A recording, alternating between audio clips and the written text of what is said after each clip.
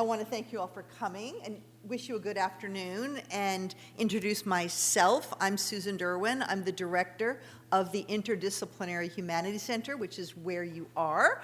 And this is Humanities Decanted, which is our informal forum for faculty to discuss their newest research and creative work. And I'm delighted to see you all here today. So before we begin, I do want to acknowledge the Chumash people, who are the traditional custodians of the land upon which the Interdisciplinary Humanities Center is located, and I would like to pay respect to elders, both past and present.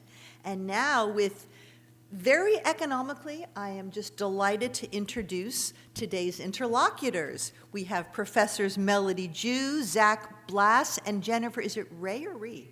Jennifer Rhee, who are not yet visible. Zach and Jennifer will be appearing momentarily. And our moderator today, Lisa Parks. Our panel will be in dialogue about the volume Informatics of Domination, which was published by Duke University Press and which is co-edited by our guests, who are Melody Jue, a professor of English here at UCSB, who is working across the fields of ocean humanities, science fiction, science studies, and media theory, and who is the author of Wild Blue Media, Thinking Through Seawater. We also will be hearing from Professor Blas, an assistant professor in visual studies at the University of Toronto. He is an artist, a filmmaker, and a writer whose practice spans moving image, computation, theory, performance, and science fiction. Professor Rhee is an associate professor in the Department of English at the Virginia Commonwealth University. Her research analyzes artificial intelligence and robotics technologies in relation to race, gender, and labor. And she is the author of The Robotic Imaginary, The Human and the Price of Dehumanized Labor. And our moderator, Lisa Parks, is Distinguished Professor of Film and Media Studies and Director of the Global Media Technologies and Cultures Lab here at UCSB. Her research focuses on satellite technologies and media militarization and surveillance, to name only some of the fields in which she works. She is the author and co-editor of numerous books, including Rethinking Media Coverage, Vertical Mediation, and The War on Terror.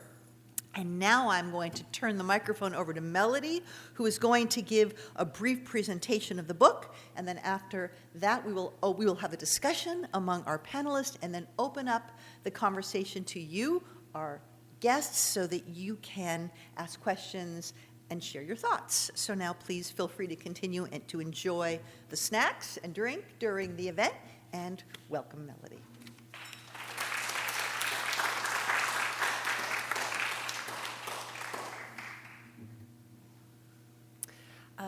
Thank you to everyone for coming today, and to the staff at the IHC, Susan, Chris, and more, for helping with the infrastructure for putting this event together. This is the first event that Zach, Jenny, and I are having for the Informatics of Domination, which was just published in May 2025. So we are delighted to be able to showcase it here, as well as next week in a hybrid format as well at VCU, where Jenny is at. So in the spirit of keeping this in a conversation, I'm going to try to keep my remarks somewhat brief. Zach had a version of a presentation for this book that was something at like 60 slides, so I'm not going to go quite that far. But what I will describe is sort of the what of this book. So, Informatics of Domination started with a lecture series that Zach had organized at Goldsmiths College in 2017. You can see the list of speakers to the right on this image, and this was a response to thinking with Donna Haraway's infamous Cyborg Manifesto. And Informatics of Domination is a concept that comes out of that 1985 essay and even names a subheading of the essay. It also there's a strange chart that also appears in this subheading of the section that has been either taught or skipped over in various ways throughout teaching experiences. I've encountered this as a student, and as on the other side as an instructor, thinking about how to address the existence of a chart in an academic essay. And the three of us, together, inspired by Zach's original lecture series, were interested interested in what this chart could do, especially looking back at it 40 years ago now. So 1985 to 2025. It's been a long time. And the chart itself invites a number of decisions for interpretation. You might ask the question, how does the first column relate to the second column? Is there a movement, a progression? Are each of them periodizing a certain time in a kind of Foucauldian sense? Like, are they different epistemes? Or what kind of relation do these terms have at all? The original chart was ungridded. Notice there's no lines. And subsequent charts took different forms. And I think... Well, I'll show you a picture of a later one in a moment. But interestingly, so this chart appears in the Informatics of Domination section, and Haraway herself does not define the Informatics of Domination. This is one thing we had to think about. Instead, she sketches it. She asks the reader to imagine a picture. She frames it. She invokes the words design and chart to describe sort of what this is. So we were intrigued by the kind of visual and artistic language that the concept really emerges from. So what we did for the collection, and this was our pitch, was to invite, and this is only one section of the expansive table of contents.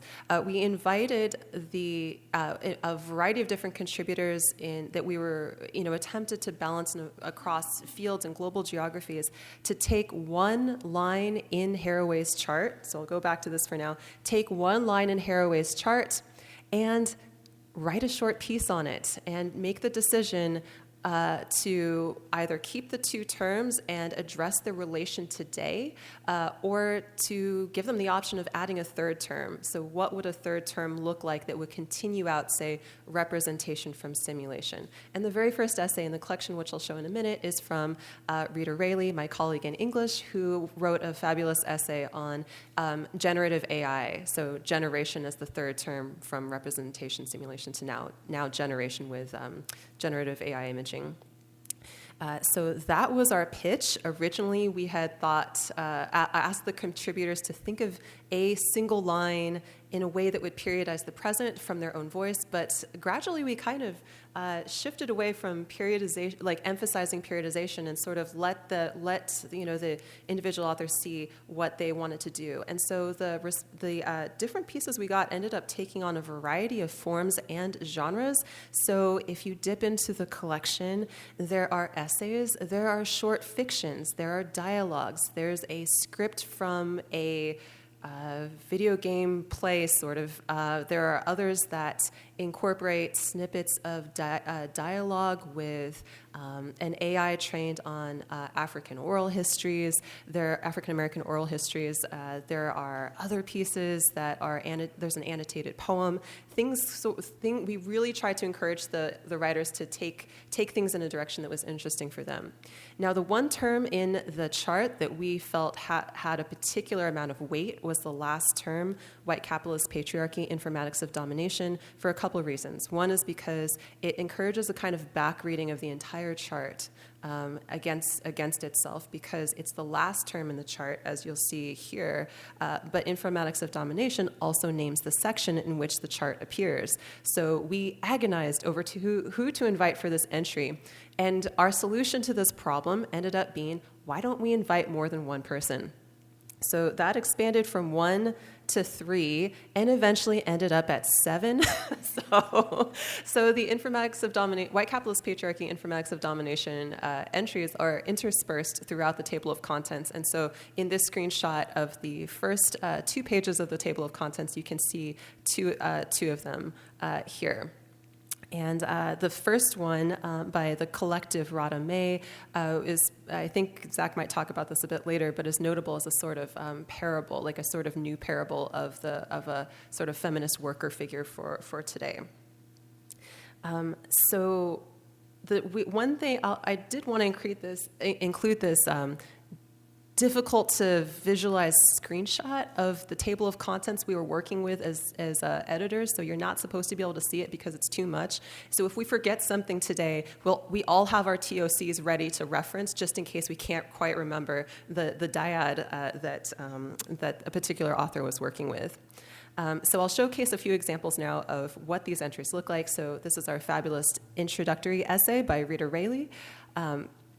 This is a snapshot from Ricardo Dominguez, Amy Sarah Carroll, and Misha Cardenas, which includes a foldable box you could actually cut out of the book. I don't know any other academic book that has this, but they told us to work with the press very specifically. So if you hold it up to the sunlight, it's pretty aligned. You can basically cut it out if you want to. There's another excellent piece by Shaka McLaughlin that has its own sort of chart, and there's a few authors that played with this, and one thing we might talk about today is what constitutes charting or possibilities of charting. So that's that. This is an example of the annotated poem by Ashkan Sepfand. And another example of an experimental form from Lawrence Leck that includes descriptions of a feature-length film and dialogue from characters in that. And personally, I love the pun idol, which draws from the Chinese characters for love and sort of way. I is the first part of that, so there's like kind of a nice embedded pun there. This is the entry from Rita May that is sort of a parable figure, and then the book concludes with both a very short and, sort of gives us her blessing, two-page essay from Donna Haraway, but then also an epilogue from Patricia Rhee, who incidentally also designed the UCSB English Department website, which I worked on for 3 years. And she is also a scholar in her own right, an artist, and she designed this fabulous 6-page spread of diagrams that does something a little bit different and more experimental, I think, than the grid of the chart itself. And this 6-page spread of diagrams really wrestles with the question of interpreting information. And one thing we learned from Patricia, as well as charting out a longer history and genealogy of feminist and queer diagramming practices, was to rethink the chart not as a kind of closed structure, which you might be tempted to do if you really took Foucault seriously around the language of grids and sort of locking down things. Instead, what we arrived at is a sense of the chart as being fundamentally open to playing with, to reinterpretation, to navigation. So what are the normative orientations through which one makes one's way through a chart? How does the chart require or raise questions of situation and positionality in the act of interpretation? These are some of the things that we arrived at with Rhee, who had a wonderful phrase about the chart requiring a, quote, labor of navigation through an encounter. And that's, I think, something that, the three of us will return to later in the conversation, what this really means and how the method of charting could open to questions of pedagogy or where the chart can kind of go further. All right, so I'll keep my remarks short there and look forward to the conversation with Lisa. And I think we'll switch to the presenter view. Hi, everybody. Great to see you all. Hope you get enough food and drink over there while we're talking. I just wanted to say thanks, Melody, Jennifer, and Zach for doing this book. I've been teaching the Cyborg Manifesto essay in my classes for a long time now, and I am excited to be able to use this and include this as a companion, a massive companion piece that arcs out in different directions and extends things that Haraway left fairly vague in terms of the invocation of that concept in the manifesto. I want to say thanks to Melody for inviting us also to think about the informatics of domination in your opening comments, not just as a historical concept, but as a living analytic that helps us to think about how power circulates through data systems, infrastructures, and cultures today, and how we might also imagine alternatives. And so I think it would be great. I'm going to keep my remarks really short about the book and really facilitate the conversation with the co-editors. And I wanted to start with Zach, because Zach, it's my understanding that the origins of this project kind of were your idea. and not that we need to go to authorial origin or anything here, but just if you could tell us a little bit about the genesis of this project and the early conceptualizations of it, especially linking it to feminist and queer work and perspectives.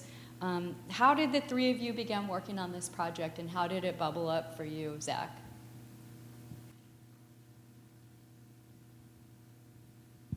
Yeah, sure, happy to. I guess I would go back about 10 years when I'm currently in England right now, but at that point in time, I was living and working in London at Goldsmiths, and I was teaching an undergraduate class called Feminist and Queer Technoscience. It was a theoretical class, undergraduate, but mostly being taken by artists. And in that class, we would read a cyborg manifesto, and unsurprisingly, since the majority of the class was artists, they would go straight to the chart. And that was what they all found most interesting about the manifesto, typically. So I, thought about this over the years as I taught this material, and kept coming back and thinking about informatics of domination. And as someone who's had a longstanding interest in thinking about questions of power and control with digital media and computation, what stood out to me with the promise of informatics of dominations is that it offers a way of centering an intersectional feminist critique when engaging science and technology, and also it allowed one to connect to a longer feminist genealogy, because as Melody pointed out, with the term white capitalist patriarchy having a relation to informatics of domination, this comes from Bell Hooks and her work on that idea, as well as other feminists like Patricia Hill Collins and her work around the matrix of domination. So I think there was an interest in working with the idea and being able to plug into a longer feminist history of concepts wrestling with this, centering a critique of patriarchy, centering a critique of whiteness. And so the first thing I was able to do when I was at Goldsmiths was organize a department lecture series in visual cultures around this, as a way to bring people together. It was a lot of artists, some theorists, and it featured, very heavily queer feminist artists like Shuli Chang, who screened one of her science fiction films, and artist Heather Dewey Hagborg, who works on biopolitics and biomedia. But it also featured Ricardo Dominguez, and Ricardo, who's an artist based at UC San Diego, actually did an earlier reworking of Haraway's chart in 1997 called Virtual Timeline, which we feature. It's actually what our book begins with in the introduction. And I think just seeing Ricardo's experiment with this, and there's just something about this as an artist that was just so attractive to me, of a particular way of experimenting with theoretical thought that drove me to want to keep working with this idea more and more after the lecture series, which was so productive. So maybe, I don't think this has been said yet, but Jenny and Melody and I all know each other because we all did our PhD together in the literature program at Duke, and we all studied with in Catherine Hales. So we had this. We were all friends at Duke while we were all there together. We, shared a lot of overlapping interests, but we have our diversions. And, as soon as I thought about this idea, I instantly contacted them, and we just began plotting. And it started very, very rapidly, and we just dived in and started getting it going. And yeah, I think we thought the challenge, inviting one person to take a line of the chart, it seemed like a really difficult task, but I think we were up to it, and it took a long time to come together. But it was a wonderful experience. Thank you. It's a great anecdote that you all went to grad school together. So grad students, take note. You might find yourselves co-conspiring once you all scatter in different directions, and then, a few years later, might want to continue working together, which is a great story. Did either of you want to add anything about the genesis, or should we keep going?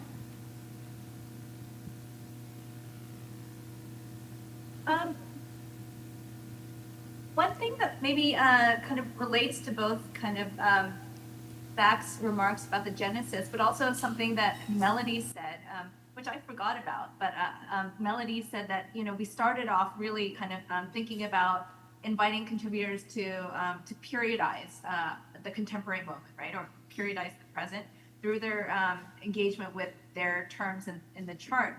But we did kind of move from kind of not away from periodizing, but we oriented that periodizing invitation towards world building. So I think periodizing as a mode towards a kind of world building engagement with the informatics of domination, as opposed to just a purely diagnostic one. Mm-hmm. I could add maybe a little something to that too, and sort of clarify that this collection was, Zach got us going in 2019, and so the majority of the organizing took place during the Black Lives Matter movement and also during the COVID-19 pandemic. So one thing we had to really wrestle with throughout the editing of the collection was how we had to make decisions about how to coach our different contributors to either dwell with the historical circumstances going on at the time, or to take sort of a broader view, or like how much COVID did we want mentioned in the book?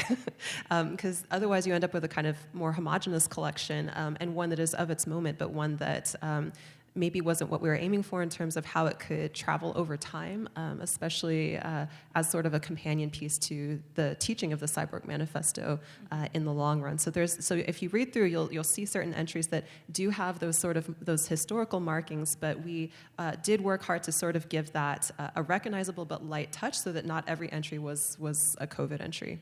Yeah, 2019 to 2025 is a remarkable timeline when you have almost 50 contributors. Yes, the chapters are short, but you'll see if you co-edit a special issue of a journal or a collection, it's a lot of work in synthesizing all the material, communicating with all the editors. So the fact that you guys managed to do that at different institutions through tumultuous times and get it on the shelf is impressive. Melody, I want to ask you to talk a little bit about the term informatics itself, and to, I'd like to know, like, how does this project situate itself within or against the broader history and critique of informatics as a field, as a concept, and what forms of domination do you see encoded in today's informatics systems? How have they shifted since Haraway's original formulation? If you could maybe comment a little bit on that, and I know you integrate a lot of this work in your teaching as well.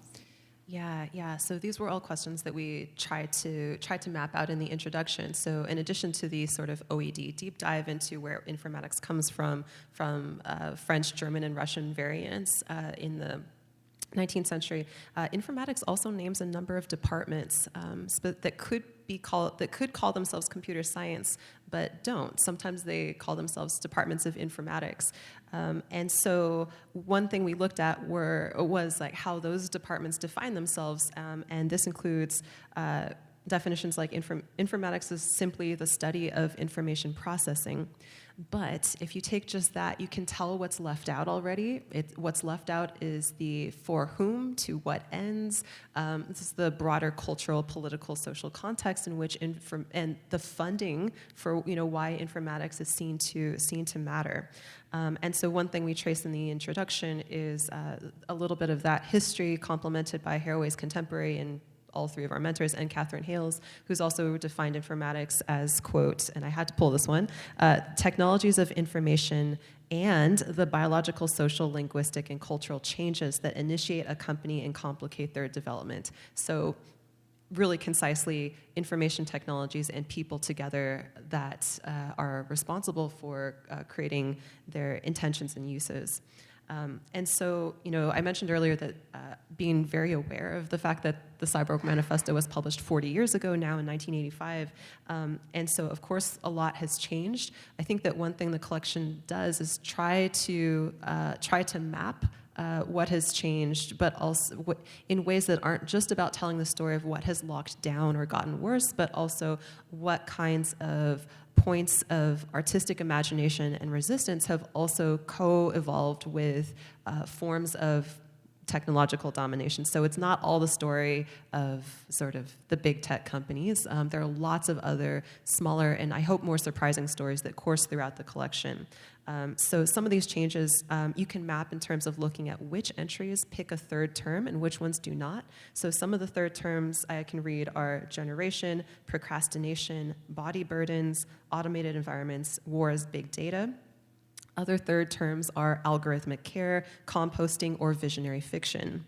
And other entries keep their two terms. So labor robotics stayed as a dyad, and so did small group subsystem. And in addition, we could also chart changes, I think, from when Haraway was writing till now in terms of like what's changed in terms of technological affects. And so some of the entries think about this, Ollie Zhang, Alex Galloway, and Mohan Momi. Like all those entries really focus on the question of affect. And one question we raised in the introduction that I think could be taken further that actually came from Zach originally was pointing out that or asking the question, what are the implications of taking pleasure in domination rather than only seeing domination as a bad thing? And that genealogy comes from feminist and queer theory. And this very simple example that Zach had raised was like, your information's being captured when you post on social media. You still get sort of a buzz from that sometimes, or a lot of people do. That's an example of taking pleasure in participating in a system that's, related to the informatics of domination. So how can we think more about that, or think of more examples where we take pleasure in domination more seriously, as opposed to assuming that it's always going to be met with a certain kind of resistance. And so that's something I'm still taking away from the collection. Yeah, I think it's good to bring up that segment of the introduction, which is, Haraway is always playing and inverting. Every time she conceptualizes, she's also like spinning it out and testing it. And I think you guys mimic that as well in your introduction in certain ways, and the authors do throughout the book as well. Jenny, I'd like to turn to the form of the chart, and we had that projected earlier. We're looking at the chart that the chart of transitions that Haraway developed, and your introduction engages it both conceptually and visually.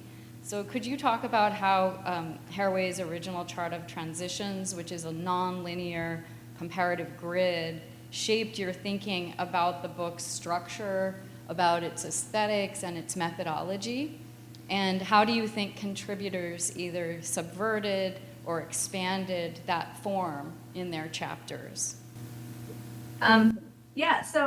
Melody mentioned earlier that the chart of transitions came from a particular section in a Manifesto for Cyborgs, and that section was titled Informatics of Domination. That paragraph that Melody described, that was kind of really lively language and lots of kind of visual cues. That paragraph described a shift in modes of power from industrial capitalism to informatic capitalism. Then we have this majestic chart. As Melody said, the informatics of domination as a concept was most robustly and most thoroughly theorized by Haraway through the chart itself, right? So we took that as an invitation to engage it with a diagrammatic analysis of the chart, approaching the chart itself as a mode of theorizing. And so one of the things that our diagrammatic analysis entailed was accounting for the chart as a form and a genre. As we know well, charts have been imbricated for centuries in practices of control and domination, whether by the state in terms of biopolitical governance or enactments of transatlantic slavery and colonial domination. We contend that Haraway's chart works against those authoritative genealogies of the chart. And Haraway herself is very self-aware of how her use of what she calls the monological chart can reify binary dichotomies, even as she uses charts to attempt to destabilize these dichotomies. And so that's like a classic Haraway move, right? As Haraway readers know well, to take like a non-innocent technological form and recuperate it for a feminist politics. So with all of that in mind, we approached Haraway's chart as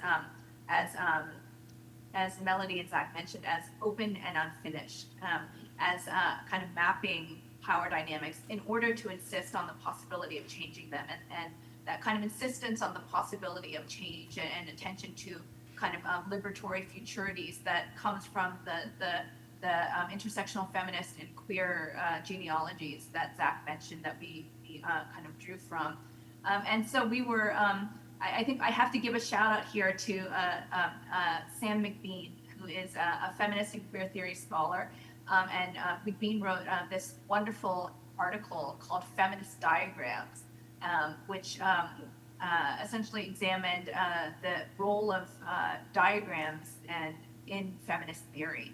And so we were delighted to find out that McBean's kind of theorization of feminist diagrams very much synced up with how we were reading and interpreting Haraway's chart of transitions, right? As kind of characterized by openness and malleability and possibility of change and transformation. And so the feminist diagram became a really important way that we kind of think about and think with Haraway's chart in our volume. And in relation to that openness, I think I might just add that one of the things that we also talked a lot about is how to take seriously and account for what's outside of the chart, right? What's not contained and not represented by it. So whether that's conceptually or epistemologically and temporally, right? Really kind of acknowledging that the chart is a very kind of limited kind of form, and just as the informatics of domination itself is a kind of partial concept, right? And not totalizing. In terms of the contributors, I think a number of the contributors played with the chart form in really interesting ways. And Melody showed a slide of Shaka McLaughlin's chart, right? A two-column chart that formally is very similar to Haraway's kind of two-column chart. And McLaughlin's chart maps out iterations of anti-blackness in one column and Afrotopias in another.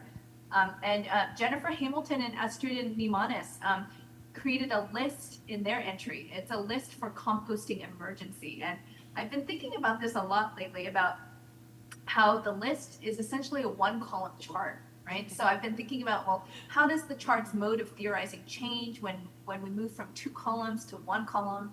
And I was thinking about how the list form shares a lot of the multiple valences of charts, right? Lists can be authoritative and final. They certainly are imbricated in their own expansive histories of violence and domination. But we can also read lists from kind of intersectional feminist and queer diagrammatic perspectives and read them as unfinished and oriented toward futures that are different from the present, right? And I think the to-do list is a classic example of that. And so, in terms of, I think Melody already mentioned the contributors who added third terms, right? So they kind of engaged the capacity for charts to be endlessly proliferated, right? One can always add more rows, more columns, more cells, especially with Excel, Microsoft Excel. But I think as a whole, as a group, all of the entries highlight that charts require a significant element of abstraction, and they leave out much more than they can contain or ever enclose. So I think all of the entries, commitments to radical specificity and situatedness, really highlight and push against the abstracting nature of the chart form itself. Thanks. I want to sneak in a question here for you all. I'm really curious how Donna Haraway responded when you reached out to her about this project. I always think back to the fact that I think her PhD is in biology, right? Zoology. Zoology, Yeah. and all the stuff she went through in terms of institutional politics as a feminist zoologist. The Primate Vision book, I remember I was at a Society for the History of Technology conference a long time ago, and people were telling stories about how she was treated when she went to conferences and talked about her feminist interventions in scientific fields. There's biographical stuff that I think is really interesting to think through in terms of her life and what she enabled in higher ed and research fields. But I'd love to hear you guys talk about reaching out to her, how she responded. She did offer a short piece at the end, but what were those interactions with her like? And if you could shed any light on those conversations. Yeah, I think I was the one who got assigned to email Haraway, or volunteered to. They were nice. They were brief, but she was enthusiastic and was happy to kind of sign off, without knowing what the whole project would be, and kindly wrote us that short epilogue at the end, reflecting on the chart. And it seems like she did look into her own archives if she had any notes on the time, because at the time, like on the construction of that chart. But it was, I would say, like, brief but enthusiastic, and I imagine she gets a number of these kind of invitations, and so to respond fairly quickly, also as emeritus, was just really wonderful for all of us. But I can also add that in a way, we did have to think about how the author figure was haunting the collection, because we had not intended it as an example of festschrift or party writing in the spirit of an author. And she has a whole collection, like the Multi-Species Salon, which is another edited collection. That's the Haraway festschrift that was intentionally drafted or written by many of her former students and also colleagues in anthropology and beyond. So this collection was not in that spirit.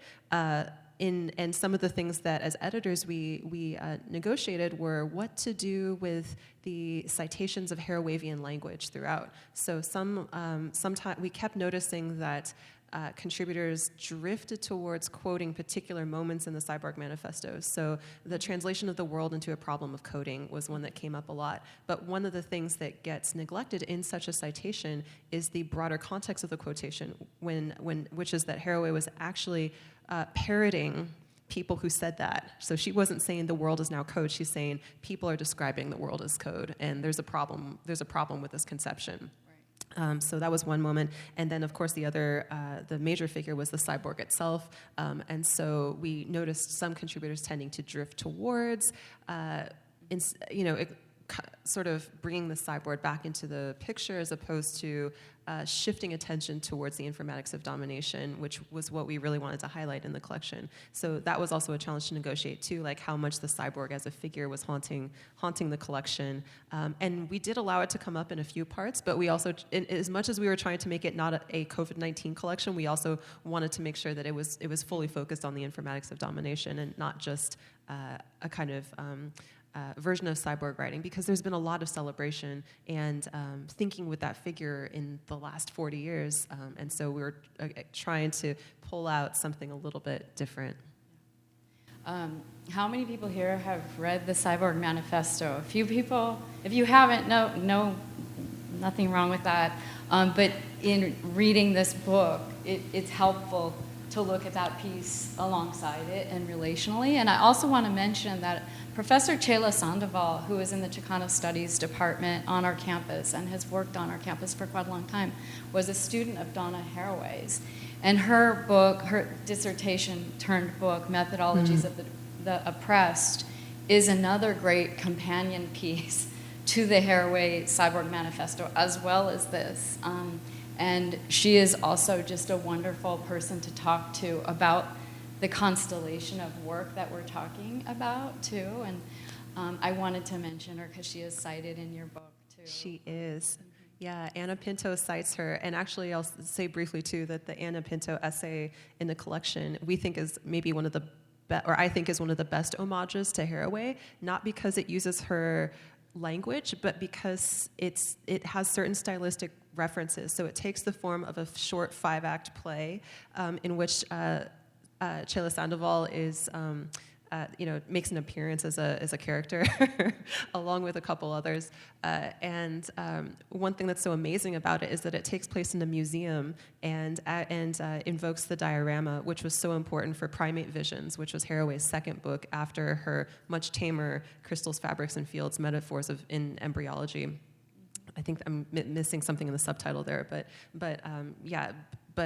the book Primate Visions really goes into critiquing the setup of these museum dioramas that dramatize the family of man and a kind of evolutionary history with apes and racialized figures sort of at the center.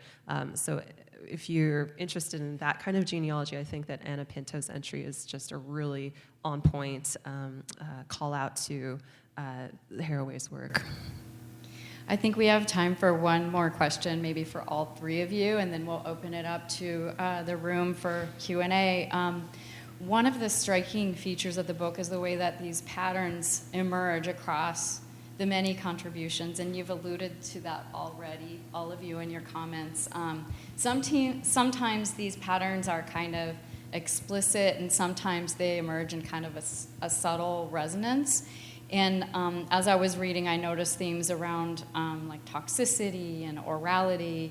I'm wondering what patterns you each saw emerging as people were reflecting on Haraway's chart, and were there unexpected convergences or tensions or new conceptual clusters that surprised you and kind of opened up in the book? Zach, why don't we start with you, and then we can go to Jenny and then to Melody. Sure. I would say what really jumped out at me, probably as an artist, is not necessarily topics that people were writing about, but actually rather for a kind of formal adventurousness, a formal experimentation that was inextricable to the mode of critique, the argument, the point that's being offered in the pieces, which I feel like is the kind of the point of the project as a whole across the book, to engage the chart as a form of theorizing and to actually kind of tap into ways of working critically with form. And so, I see that with pieces like, Ashkan's queer poetry that mixes type with handwriting. And one of my favorite is the artist Shuli Chang and Matthew Fuller, who's a media theorist. They co-wrote a piece that are the meeting notes from the future with a biotech company engaging kind of issues of futures of sex and biotechnology. And I think, of course, it's partially our prompt as editors, but I still have to say, even, I'm highlighting the artists, but even the scholars, as Jenny and Melody have already pointed out, actually wrote much more experimental pieces than I thought. So I think just this engagement with form and an attention and a carefulness with form, that form itself is part of the way that the critique and the critical engagement with the informatics of domination can come forward. I think that was just a wonderful pattern to see across the volume. Thanks, Jenny. What about you? Yeah, I think I see different patterns every time I return to the volume. So in my most recent reading, two really stuck out to me. The appearance of repetition, and the engagement with repetition, both conceptually and formally across numerous pieces. And I think two in particular, I think Luciana Parisi's piece pays attention to how AI systems algorithmically repeat colonial racial patterns of domination. And I saw a really interesting conversation between that piece and the way that it engages repetition, and Stephanie Dinkin's which features conversations between Dinkins and a chatbot that Dinkins created, which, as Melody mentioned, Dinkins trained this chatbot on Black oral histories. And so there's one particular quote from this chatbot where the chatbot says, quote, "I'm Black, Black, Black," and then just repeats the word Black for like 12 lines or so. So I think these two entries in conversation surface a really interesting way to think through AI systems and their racializations through repetition. And I think there's a really productive tension between those two pieces through that engagement. And maybe the other pattern that I'm thinking about right now, because right now I'm thinking a lot about minoritarian affect in some of my other research. So I'm interested right now in the pieces that foreground affect to put pressure on the informatics of domination and white capitalist patriarchy as non-totalizing concepts and forces. So Rada May's entry, as Melody mentioned, kind of engages, actually offers indifference to the informatics of domination as an affective mode of refusal, and it does so powerfully, and so the piece is actually bookended by indifference, right? And so the opening line reads, the quote, "The informatics of domination can stay, can go," and then the final line is, "To your gift of a fire stolen from the gods, she might just say, 'Cute, but no thanks,'" right? So indifference becomes this really powerful mode of kind of highlighting the limits of the informatics of domination.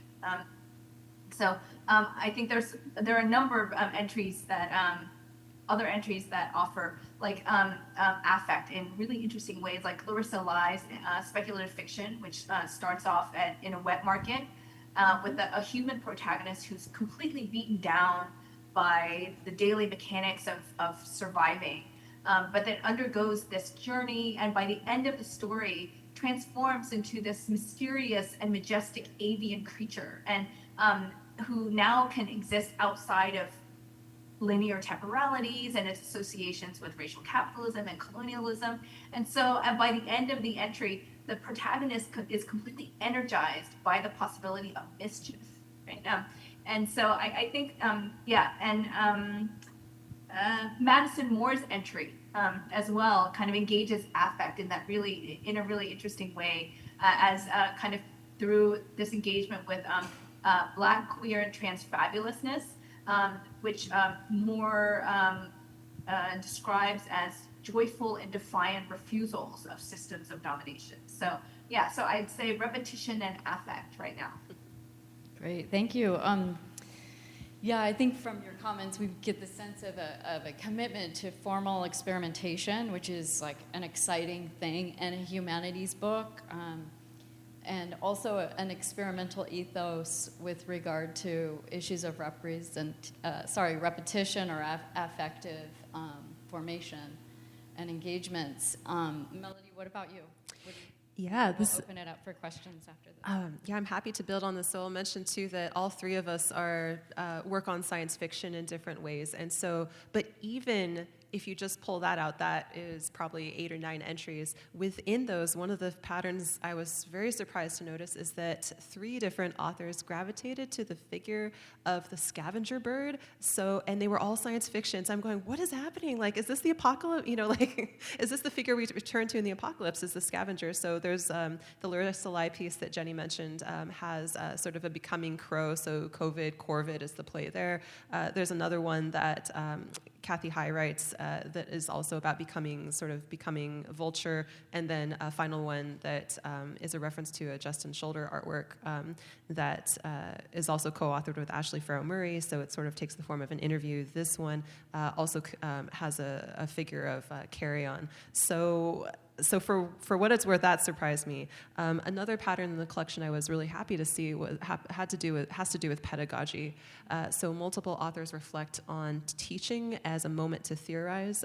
One that was notable is Home King's essay Freud, Lacan, Bergson, and so Haraway does a really nice job of reflecting on like what difficulties her students were having, sort of encountering psychoanalysis, and then reflecting on what her own sort of moments of pause with that resistance were, and then turning to sort of Bergson as a question of opening for how, for something to emerge, it takes duration. So sort of going towards the question of creativity. And I think that that actually has a lot to directly bear on the situation of media saturation, or the situation of like not having time to reflect.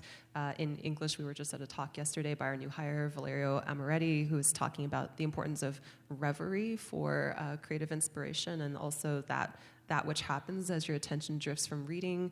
And I saw resonances there. And another piece by Hi'ile Hobart, which is connected to her recent book on cultures of ice and refreshment in Hawaii. It has a really nice critique of that I think surprises a reader of Informatics of Domination, because it has to do with infrastructures of refrigeration technologies as part of the kind of colonialism in Hawaii. And what this runs up against, though, is a kind of indigenous informatics of abundance. And I found that thread was quite unique and different from some of the other approaches that might be a little bit more expected, dealing with technology, surveillance, and power. This one sort of flips where informatics is happening. So I think that that's a nice example, too, where indigenous knowledge and also the question of passing it down, so pedagogy is really central. And then also Shaka McLaughlin's piece, too, centers that nicely. Mm-hmm. Yeah, no, so many different trajectories to chart throughout this incredible collection, and it's exciting. I also want to point out that on page 35, Rita Raley, who was also going to join us today, is setting the tone for new modes of co-creation of imaging with AI. So she has it's a CGI, computer-generated image of an oil painting of a high-performance GPU graphics card in the style of René Magritte. And it's by Midjourney and Rita Raley.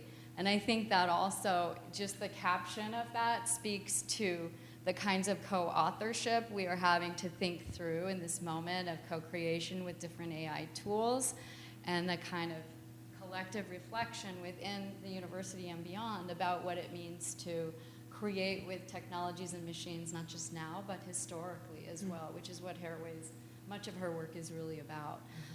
With that, I want to open it up to the audience for some questions or comments, reflections. Maybe some of you have already looked at the book or want to add to the conversation. So we have about 15 minutes for that if people have anything they'd like to say. Raise your hand, a microphone will come to you so that we can all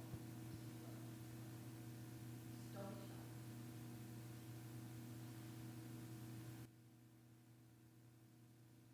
shy. Yeah, in the back. Jim.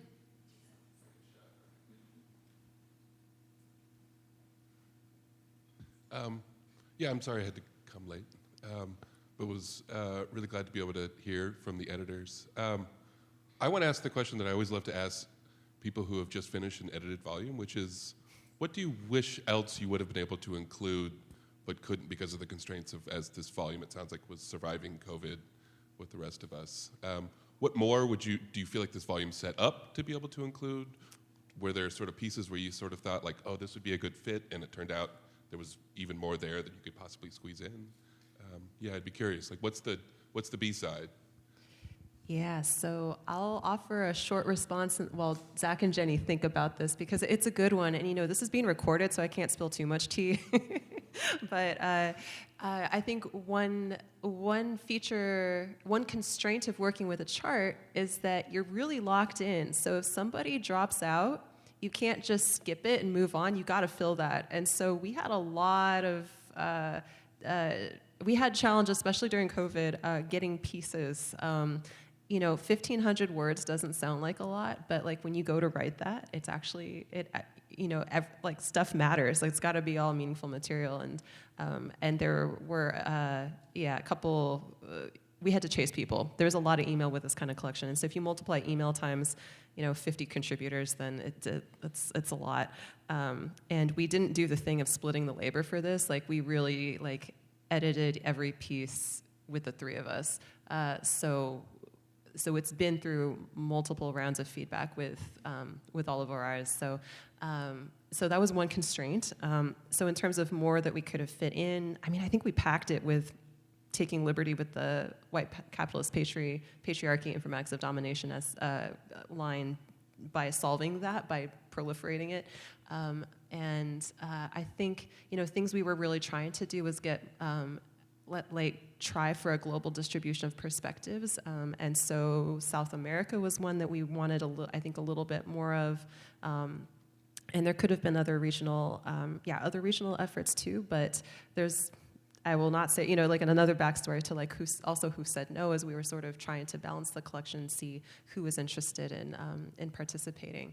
And that's always the challenge with some of the collections too, is not only because, it's taking someone's time, and they, for other reasons, very legitimate reasons, have other things that they're doing. And so sometimes the no, is not personal, but nonetheless, as an editor, you always have wishes for things.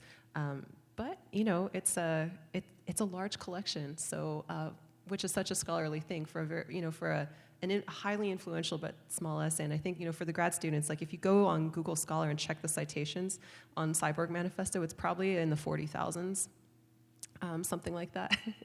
So I'll stop there. Zach or Jenny, do you want to add to wishes you had? Sure. Well, just in terms of thinking about what we considered adding, but then didn't. So, Jenny and Melody and I spent a lot of time tracking the history of the chart, and this meant trying to look at every edition of the Cyborg Manifesto that had ever been published in different languages in different countries, because we were really interested in that specificity of how the chart was printed and published over time. And we do track this in our introduction. And this led us, I forget, this was definitely years into the project when we noticed this. There is a variation of this chart in another chapter in Haraway's collection, Simian Cyborgs and Women. It's the chapter called Biopolitics of Postmodern Bodies, and it's a shortened version, and there are actually some different entries, including, for instance, colonialism, transnational capitalism. Some of these, when you study the chart, you can see how they've been reworked and formulated in different ways into the chart that we worked with for our volume. So there was a moment where we were considering, do we pull these different entries from this chart and bring them into our volume? But ultimately, we decided not to do that because this other version of the chart in Biopolitics of Postmodern Bodies isn't theorized through the Informatics of Domination. So ultimately, we decided to stay with the Cyborg Manifesto and the chart in that book because it is specifically theorized through the Informatics of Domination. But gives you a sense of a bit that was left out that we considered for a moment adding in.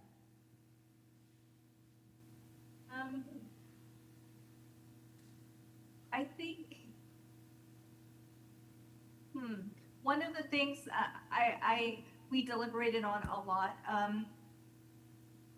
was how to address the figure of the cyborg. And Melody, when she said the cyborg was a kind of persistent shadow, kind of haunting the collection and the process of developing the collection, I think that was a really apt way of describing it. So when it was time for us to write our introduction,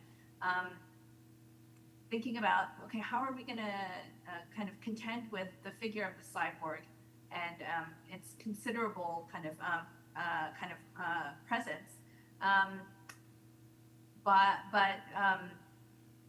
I think one of the things that and I'll just speak for myself because I don't want to necessarily implicate Melody or Zach in this, but I really think one of the things that I find so useful about the concept of the informatics of domination, and perhaps at this particular moment more useful than the figure of the cyborg, though it doesn't necessarily need to be comparative, but is that the informatics of domination is the broader kind of domain and kind of nexus of kind of power relations from which the cyborg and numerous other kind of figures that populate Haraway's essay and the chart kind of emerge, right? So the informatics of domination is the overarching kind of context, and the cyborg is just one of the many figures that can emerge. And so when Melody was talking about the appearance of the scavenger bird across all of these different entries, I was like, so the scavenger bird, maybe kind of, to me, that feels like an analogous figure to the cyborg in terms of the ways that we're thinking about the informatics of domination and the different figures that emerge, right? So one of the things that's so exciting about the informatics of domination is how many figures like the cyborg, like the scavenger bird, can emerge from thinking with that concept and the chart, right? So that was a really really significant kind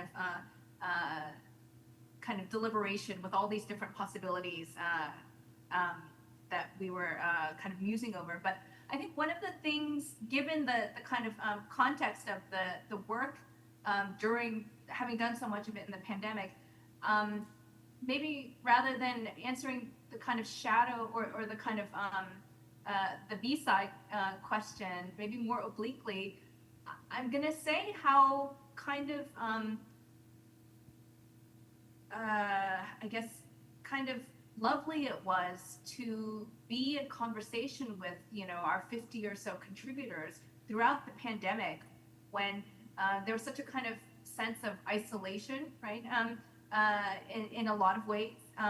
And in working on this project and being in conversation with so many different contributors around this project, some of whom I never met before and still have not met, but having these really human moments in our kind of administrative conversations with them about their entries was, to me, quite a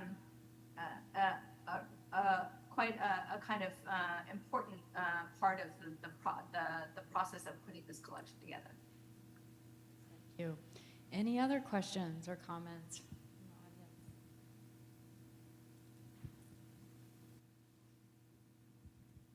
the audience? Hi, thank you very much to each of you. As you reflect on completing this exercise and what academic publication can look like, and obviously dealing with the challenges of teaching during COVID and kind of the reshaping of the classroom, as you step back into teaching spaces, what lessons have you taken on? Have you been influenced in what learning can look like? How your classrooms can be influenced by this absolute kind of reimagination of academic work in a publication which is fairly fixed, but you've kind of got more opportunity in this imaginary classroom space. I hope that was coherent. Thank you. Thank you. I'm sorry, there's a little bit of an echo. I didn't quite catch all of that question. I could repeat it a little bit. The question had to do with how we take the collection forward into thinking about our teaching and the classroom space. Do either of you want to jump in?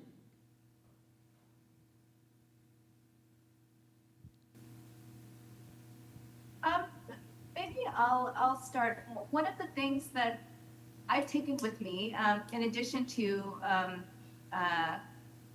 the concept of the informatics of domination, is the ways that creative, how engaging something creatively can be a really effective way of kind of coming to understand something, whether it's a concept or a theory, or or to kind of to kind of think with and build with a concept of or a theory. And I've been putting that into practice with my students in the ways that I develop my assignments now. I often will assign a creative component and then a kind of scholarly essay, explanatory essay, right? Where they engage their creative component in a more scholarly manner. And I've been so delighted with the kinds of learning that the students do in those assignments. So experimentation, right? I do think that question's interesting, though, in terms of like thinking of one of the terms in the book is replication, right? Like, what would it mean to replicate the experiment in a classroom environment? To say we all have this informatics of domination concept, we're reading about it, and at the end of the term, what would it look like to have people, to invite people to develop short form responses to it? In other words, what would it like for this book to kind of proliferate in live form in different kinds of contexts? I kept thinking what it would be like to send this to Pete Hegseth too, or different people. You know, like what would it be to have this show up on people's desks? I'll be on a list. Just to think about, you know, about the form of the book as opposed to the experiment that you're all undertaking as well, and how to turn the living analysis into to make it replicate in different ways, you know. I thought your question was I actually did that in December in Barcelona at an art space, and I taught a workshop on this with a group of actually about 50 artists. And at the end of the workshop, the diagram was put on a dry erase board, and they basically experimented with the chart after kind of reading and thinking about this for a couple of days.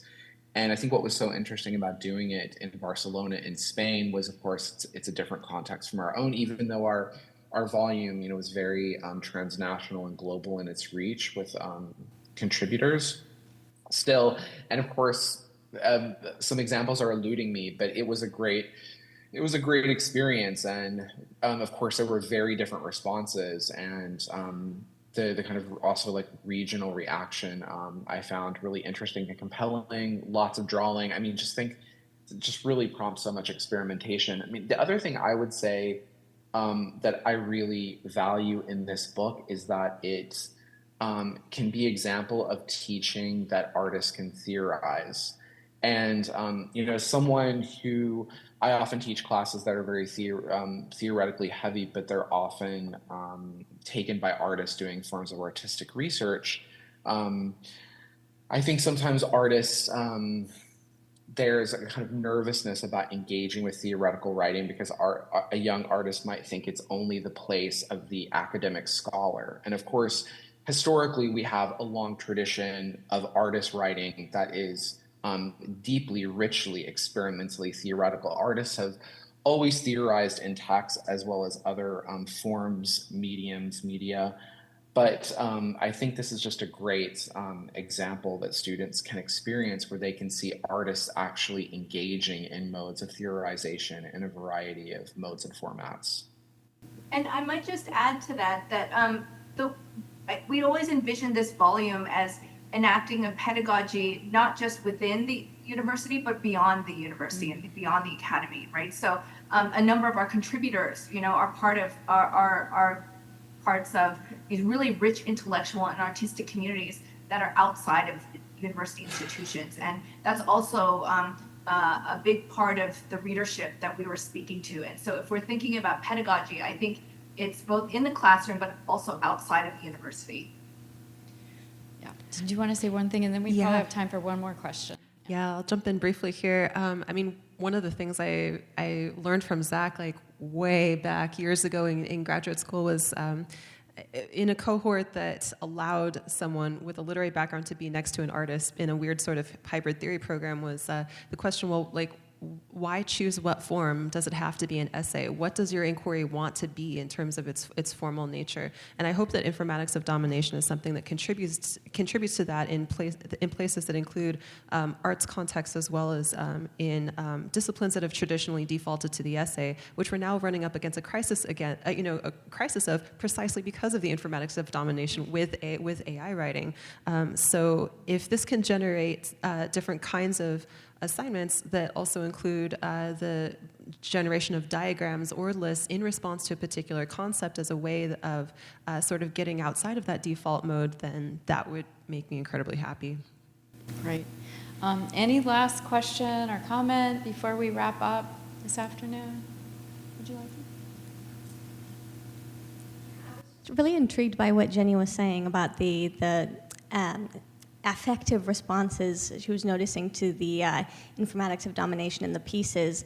It reminded me a little bit actually of Cyan Nye's our aesthetic categories, zany, cute, interesting, and how they seem to fall into either indifference or I think it was like play, mischief, and then maybe pleasure, or Melody mentioned earlier taking pleasure in participation, or having something that you get out of it as well. And I wondered if there were just any other aesthetic responses or effective responses to the Informatics of Domination that emerged in any of the pieces that surprised or delighted any of you. I mean, I had some on hand ready to talk about unless you want to jump in. I'll maybe say briefly, okay, so one I keep thinking about from Alex Galloway is absolution. So that's his extra term after, let's say I forget the first one, but the second one is optimization. So absolution is something that we're really contending with in this political moment right now. So the sense of lack of responsibility or culpability or schuld or debt. And I can't stop thinking about how this is absolutely pinpointing a kind of desire, especially on the right. And so that, the desire for absolution is really there. And then another one, procrastination, from Mahan Moalmi, also names a kind of sort of response to a state of overwork and exhaustion, along with another piece that I mentored through Ali Dang's essay on it's heat noise, but really it takes up the figure of the cuckold in internet culture, but takes us in a really, really unexpected direction, and analyzes it more as kind of a subject position rather than as a figure of derision. And I think that was actually by one of our most junior scholars to contribute, and it's a really interesting piece as well. So some of these I think go in ways that were maybe unexpected from where one might think of just exhaustion with informatics and domination. Labor comes up a lot too, but I'll pause, or responses to labor come up too, but I'll pause there. Zach or Jenny, do you want to add to the conversation? Or speaking of exhaustion, I want to say thank you to Zach for being I know it's almost in the UK. It must be, 1 a.m. or something. But do either of you want to say a final thought before we wrap up?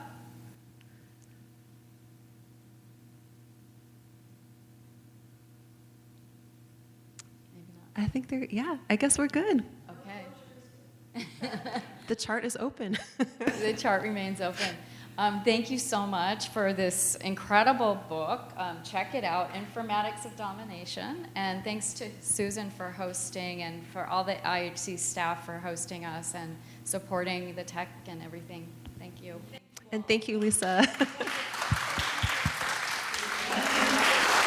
Thanks, everyone.